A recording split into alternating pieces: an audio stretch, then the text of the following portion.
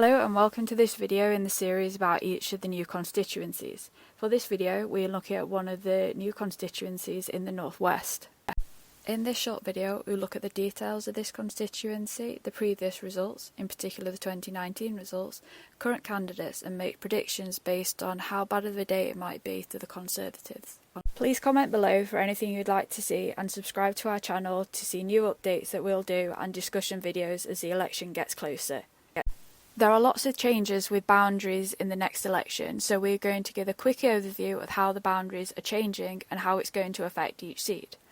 Only 65 seats, or 10% of the seats, are staying the same, so here we're going to compare how the new seat compares to the main one that is replacing.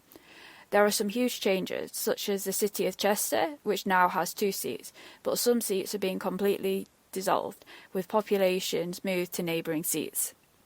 So why are the boundaries changing? Every so often there are boundary changes to represent the current population movements. Some of them are based on land without any population, and some of them are just because of population, for example new housing estates. 2021 was the census year, which has helped inform these changes. The last major change in the boundaries was 2010. Now let's look at some of the details about the constituency. There are 8 regions in England, with Scotland, Wales and Northern Ireland on a country basis. There are 32 seats in Wales, 57 in Scotland, 18 in Northern Ireland and an average of 60 in each of the English regions. The population can vary hugely. The highest is nearly 152,000, which is in Birmingham Ladywood, while the lowest is less than 27,000, which is in the Western Isles of Scotland, which also has the lowest electorate at 21,000. The average population is 103,000 and the average electorate is 73,000. The largest area is the most northerly mainland seat, which is Caithness, which is nearly 12,000 kilometres squared, or approximately 100 times the size of Manchester.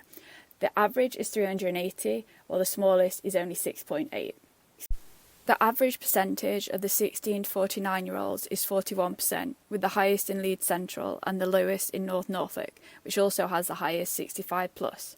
The average 65+ is 38%, with the minimum at 15%, which is in the area around Canary Wharf. Density averages nearly 1,400, with the highest in Bethnal Green and the lowest in Caithness. There is no boundary change, so it's as you were. When we're looking at the winner in 2019, it's a bit more relevant to the seats that are now made up from multiple old seats. Nevertheless, this is the result from 2019, with the winner and whether the seat was held or it changed. Here are the winning party and those that came second, and also the majority. The size of the majority is key when considering how this seat might change.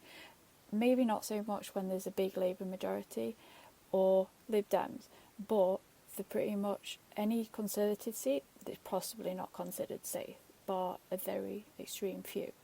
The same for the SNP. Some of these are really up for grabs, particularly for Labour and the Lib Dems. Here we see the vote share at the last 4 elections for the 5 main parties in England: the Conservatives, Labour, Lib Dem, Green and a combination of Brexit or UKIP. The Brexit UKIP vote was distorted in some constituencies in 2019 because if they were held by the Conservatives in 2017, they didn't stand against them. Nevertheless, we can see the changes that occurred throughout the different elections. This is a list of candidates that are on the ballot paper for this constituency. This is now a finalised list as the deadline to register as a candidate has passed. In these forecasts, we expect the seat to remain the same. Thank you for watching this video. We hope you learned a lot about the new constituencies. Please subscribe to our YouTube channel, follow us on Instagram and Twitter.